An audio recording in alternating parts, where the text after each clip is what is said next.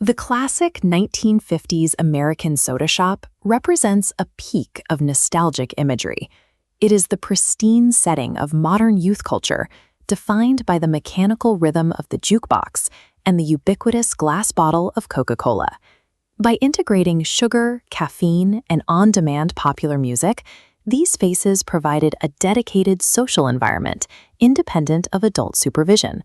This specific spatial arrangement allowed for the consolidation of the teenager as a distinct social demographic.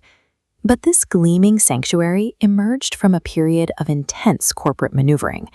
The history of the soda fountain is tied directly to a massive recipe cover-up and the racialized moral panic that fueled the first federal drug prohibitions in the United States. To understand why the soda shop took this form, we have to look at the ingredients Coca-Cola was forced to purge from its original recipe, specifically a significant, unregulated payload of cocaine.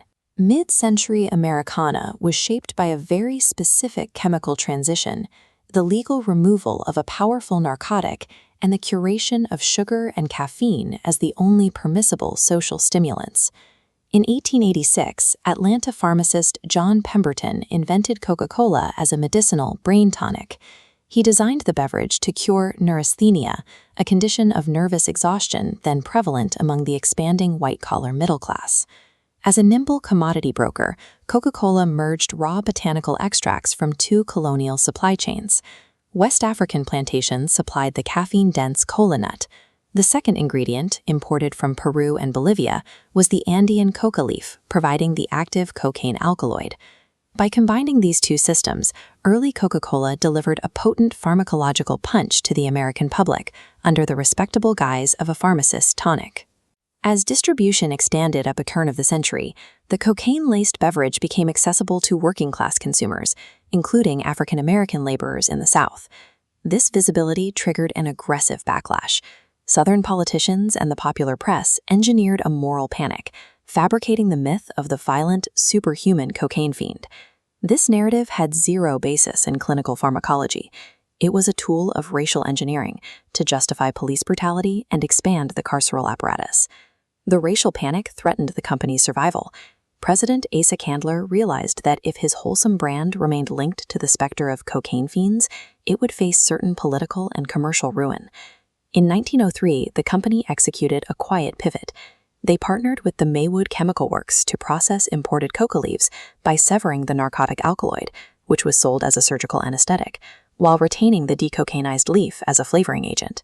To preserve the drink's addictive profile, the company increased the sugar and caffeine content.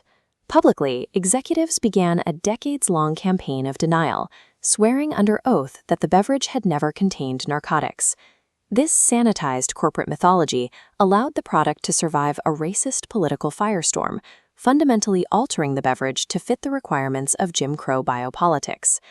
The racialized imagery of the cocaine user provided the necessary political capital for national prohibition.